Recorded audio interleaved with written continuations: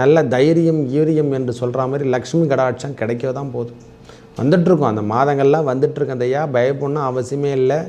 இனிமேல் கன்னிராசிக்காரங்க ஒவ்வொரு நாளும் ஒளிர போகிறாங்க. நம்ம வீட்டில் பெரியவங்களை மட்டும் உடல்நிலையில் சற்று கவனங்கள் தேவை, மற்றபடி எந்த தொந்தரவும் கிடையாது சுவாமி. வீட்டில் இருக்கிற பெரியவங்களுடைய நிலைமையில் உடல் அபவாதைகள் எதனா இருந்தால் அவங்கள கண்காணிச்சுன்னு இருக்கணும், மற்றபடி எந்த தொந்தரவும் கிடையாது. அஸ்த நட்சத்திரத்தை பொறுத்த வரைக்கும் இனிமேல் துன்பத்திலிருந்து பொடிப்படியாக நீங்கள் வெளியே வருவீங்க. சற்று காலங்கள் தேவைப்படுது ஐயா, வேறு ஒன்றும் இல்லை. ஒரு மாதங்கள் 2 மாதங்கள் சொல்கிற மாதிரி இப்போ தான் முன்னேற்ற பாதைக்கே நம்மளுக்கு வெளிவட்டத்திலேருந்து வெளியே வரா மாதிரி ஒரு கண்கூடாக தெரியும். பிரச்சனையிலேருந்து நாம் வெளிவருவதை கண்கூடாக பார்க்கலாம்.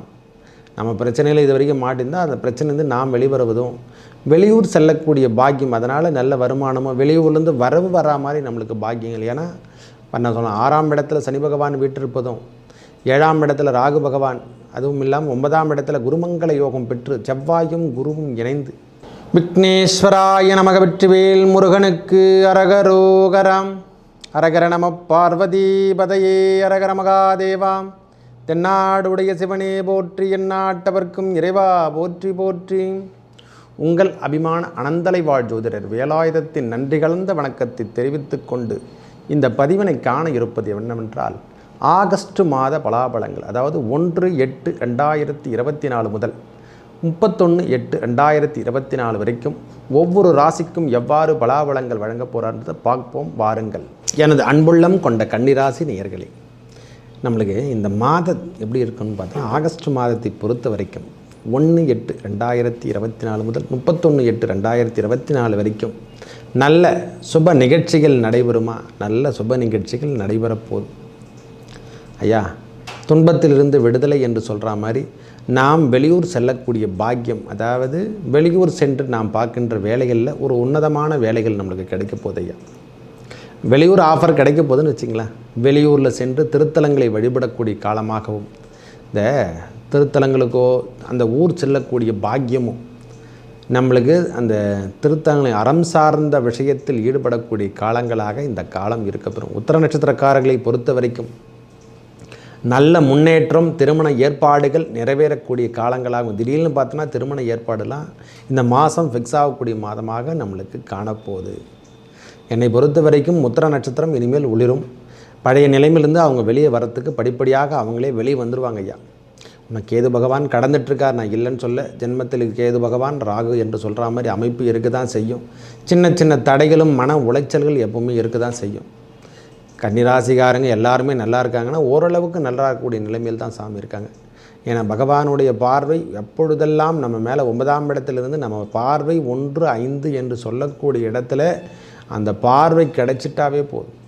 ஒரு மனுஷனுக்கு அது கிடைச்சாவே போதுமானது. அந்த தன்னம்பிக்கை முதலில் வளரும். அதுக்கப்புறம் தான் செயல் திட்டங்கள். நாமும் வாழ்ந்து கொண்டு தானே இருக்கிறோம். நம்மளது மாரி எத்தனையோ பேர் வாழ்க்கை தரத்தை தொலைத்து விட்டு தான் போயிருக்காங்க. துளாராசிக்காரங்க கஷ்டமாக தான் நீங்கள் பட போகிறீங்க. அதெல்லாம் யோசனை பண்ணி பார்க்கணும். எல்லாருக்கும் அந்த ஜென்மக்கு எது நடக்கும், எல்லாருக்குமே வரும். தண்டனை பெறக்கூடிய காலம் என்று தான் கொடுத்துருக்காங்க ஐயா. ஒரு மனுஷனுக்கு கேது பகவான் கடந்து வரக்கூடிய நாட்களில் தண்டனை பெறக்கூடிய காலம். அதாவது எப்படி சொல்கிறேன், விபத்து சின்னதாக, பெரிய லெவல்லாம் இல்லை ஐயா, சின்னதாக ஒரு கோடு மாதிரி, அந்த மாதிரி சின்ன துன்பத்தை கொடுத்து மனதளவில் இருந்து வந்த பிரச்சனைகளிலிருந்து விலகிறதுக்கான காலம். தோஷங்கள் நம்மை தாண்டும் பொழுதெல்லாம் ஒவ்வொரு முறையும் தோஷம் நிவர்த்தி செய்யப்படும் ஐயா. இதை தெரிஞ்சுக்கணும். எல்லாருக்கும் உண்டு அது. தண்டனை சாரப காலமோ, நிபந்தனை பெறக்கூடிய தண்டனை என்றாலே திரை தண்டனை, இதெல்லாம் எல்லாருக்கும் இல்லை.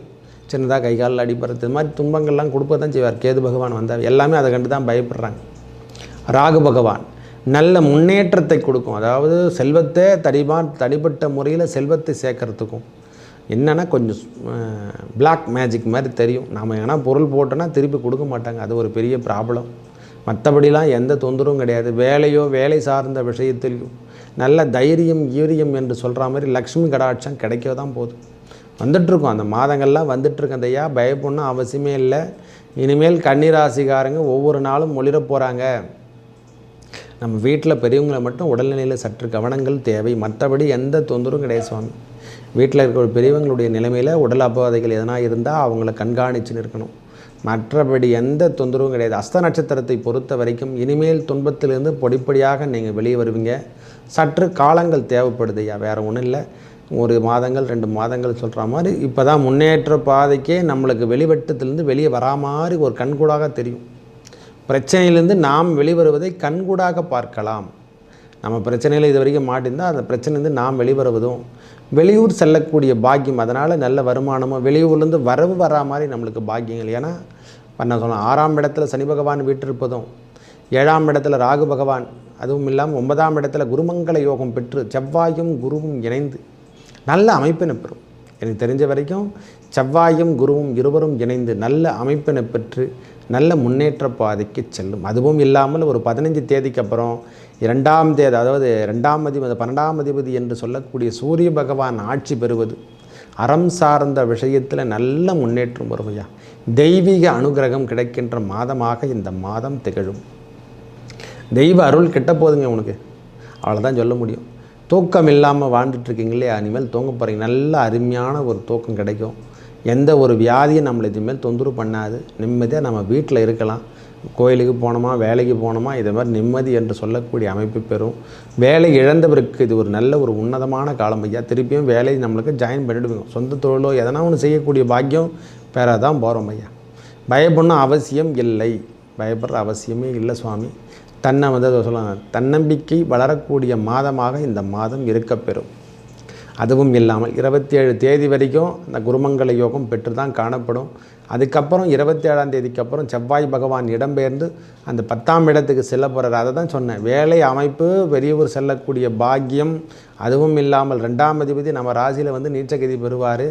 அந்த நேரத்தில் உன்னதமான நிகழ்வுகள் நம் வாழ்வில் ஏற்பட போகிறது. திடீர் வருமானம் என்று சொல்கிற மாதிரி திடீர்னு ஒரு வருமானம் நம்மளை தேடி வந்து கொண்டே இருக்கும். அவருடைய பார்வையாலையும் குரு பகவானுடைய பார்வை 5ஆம் பார்வையாலையும் செவ்வாய் இடம்பெயர்ந்து அவருடைய 4ஆம் பார்வையால் சுக்கிரனை பார்த்து 2ஆம் அதிபதி அல்லவா வருது, 9ஆம் அதிபதி அவர் தான், 2ஆம் அதிபதி. திடீர் செல்வங்கள் கிடைக்க போகுது. அமைப்பே வேறு லெவலில் இருக்க போகிறீங்க ஐயா. நல்லா இருக்க போகிறீங்க, அவ்வளோதான் சொல்லப்போம். இனிமேல் தான் முன்னேற்றமே நம்மளுக்கு வரப்போகுது. அப்புறம் சித்திரை நட்சத்திரம் 2 பாதம் உடையவர்களுக்கு இனிமேல் தொந்தரவு என்று சொல்லக்கூடிய அமைப்பிலிருந்து கொஞ்சம் கொஞ்சமாக அவங்க எப்போ வெளியே வந்துட்டாங்க. மனசில் இருந்து வந்த பிரச்சனையெல்லாம் விட்டுட்டு அவங்க வெளிவந்த காலமெல்லாம் ரொம்ப அதிகமாகுது.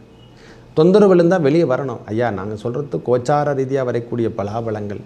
தயவு செய்து நீங்கள் புரிஞ்சுக்கணும். தசாபுத்தி நன்றாக இருந்தால் கோச்சார ரீதியாக பார்த்து மாத பலங்கள் நாம் எவ்வாறு இருக்கும் என்பது கவலைப்படணும் அவசியமே இல்லை. ஏன்னா எல்லாரும் நினைக்கிறதுடைய காரணம் என்னென்னா, கன்னிராசிக்காரங்க எல்லாருமே நல்லா இருக்காங்கன்னா நல்லா தான் இருக்காங்க. ஓரளவுக்கு தான் மற்றவர்களுக்கெல்லாம் தொந்தரவை கண்டி, மற்றபடி எந்த தொந்தரவுமே கிடையாது. சின்ன சின்ன அடிபடுறது கொள்றதுல. ஏன்னா கேது பகவான் நம்ம ராசியில் எல்லா ராசியும் தான் வந்துட்டுருக்காங்க. அவர் வந்தாலே அந்த நட்சத்திரத்தை தொடும் பொழுதெல்லாம் சற்று காலங்கள் கலக்கமான காலகத்தை ஏற்படுத்தும். அடிபடுறது, கொள்றது, உடல் உபாதைகள் தர்றது, வயது நூப்புடுறவங்களுக்கு இறைவனிடத்தில் சேர்றது, இதெல்லாம் வந்து சகஜமான ஒன்று தான். அதுவும் கோச்சார ரீதியாக தான் நடைபெறும் நம்மளுக்கு. இதெல்லாம் வந்து கோள்களுடைய சாரங்களால் நமக்கு கிடைக்கக்கூடிய பலாபலங்கள். நம்ம மாதத்தில் சொல்லக்கூடிய பலாபலங்கள் இவ்வாறு இருக்கும். நாம் வெளியூர் செல்லக்கூடிய பாக்கியம் கிடைக்குமா, கிடைக்கும். திடீர் பணவரவு கிடைக்குமா, கிடைக்கும். இந்த டெய்லி வேஜஸ் மாதிரி சொல்கிற மாதிரி இல்லையா, நம்ம தினப்பலன் எப்படி சொல்கிறோமோ இந்த மாதத்தில் வரக்கூடிய பலாபலங்கள். ஏன்னா மாத கிரகங்கள் அல்லவா, சந்திரனை வைத்து முழுவதும் சொல்லலாம். ஆனால் மாத கிரகங்களை வச்சு மாதம் வரைக்குன்ற பலாபலங்கள் முழுமையாக எடுத்துக்கலாம். இது எப்படி சொல்கிறதுன்னா, இந்த மாதம் ஃபுல்லாக ஹோட்டலில் சாப்பிட்றேன்ட்டா நல்லா இருக்குதா, இந்த உணவு நம்மளுக்கு தொடர்ச்சியாக வந்த வண்ணம் கிடைச்சிதுன்னா பரவாயில்ல. ஒரு நாளைக்கு இட்லி கிடைக்குது, ஒரு நாளைக்கு தோசை கிடைக்குது, ஒரு நாள் டைம் ஆகி போச்சுன்னா அது கூட கிடைக்காது, அது வேறு விஷயம். அந்த மாதிரி கொள்கையை நாம் எடுத்துக்கொள்ள வேண்டும். கன்னிராசியை பொறுத்த வரைக்கும் சித்திரை நட்சத்திரமாகட்டும், அஸ்தமாகட்டும், உத்திரமாகட்டும், நல்ல நிலைமைக்கு வர்றதுக்கான மாதமே இந்த மாதம் தான் சாமி. சின்ன சின்ன உபாதைகளோ வெளியூர் செல்லக்கூடிய பாக்கியமோ நம் இடத்துல இருந்து வந்த பணவரவுகள் கரைஞ்சாலோ அது சுப பலவனங்களாக இருக்க போகுது சாமி. சுப செலவுகள் என்று தான் சொல்லுவோம். ஒரே வார்த்தை சொல்லப்போனால் இந்த மாதம் சுப செலவுகளை நம் குழந்தைகளுக்கோ, குழந்தை சார்ந்த விஷயங்களுக்கோ, கல்வியோ, கல்வி சார்ந்த விஷயத்தில் நல்ல முன்னேற்றத்தை காணலாம். கல்வியில் தடை இருந்து நம்மளால் குழந்தைங்களுக்கு கல்வி சரியான முறையில் போதிக்க முடியல, நல்ல ஸ்கூலில் சேர்க்க முடியல, அவங்களுக்கு செலவினங்கள் பண்ண முடியலன்னு நினைக்கிறேன் பார்த்தீங்களா, அதெல்லாம் மாறிட போகுது. நம் வாழ்க்கை தரம் உயர்ந்து காணக்கூடிய காலம் இந்த காலம் என்று எடுத்துங்க. நம் வாழ்விலும் வெற்றி பெறுமா, கண்டிப்பாக வெற்றி பெறும் சாமி. நம்ம முன்னேற்ற பாதைக்கு இறைவனே எடுத்து செல்லக்கூடிய காலமாக வந்துடுச்சு சாமி. இனிமேல் தொடர்ச்சியாக வருமானம் தரக்கூடிய மாதங்கள் வந்து கொண்டு தான் இருக்குது. எனக்கு பொறுத்த வரைக்கும் இனிமேல் கன்னிராசி பயப்படணும் அவசியம் இல்லை. இரவு நேர பயணத்தை தவிர்த்து கொள்ளுங்கள். ஒரே வார்த்தை சொல்லணும். இந்த வண்டி வாகனத்தில் கட்டிங் இதெல்லாம் போடுறது, டூ வீலர் அறியாத பசங்களுக்கு சொல்கிறேன், தேவையில்லாத விஷயத்தை இந்த நேரத்தில் ஈடுபடக்கூடாது.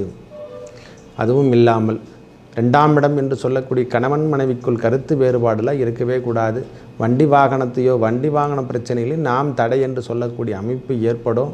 அதில் மட்டும் சற்று கவனத்துடன் இருந்து கொள்ள வேண்டும். மற்றபடி எந்த தொந்தரவும் கிடையாது சாமி. வேலையில் நல்ல அமைப்பு பெற போகிறீங்க. ஒரு அடிஷ்னல் ஒர்க்கு நாம் எடுத்து செய்கிற மாதிரி நாம் அந்த விற்பனை பண்ணக்கூடிய, அதாவது செயல்முறை விளக்கம் என்று சொல்கிற மாதிரி சொல்லிகிட்டே சம்பாரிச்சுட்டு போயிடும்.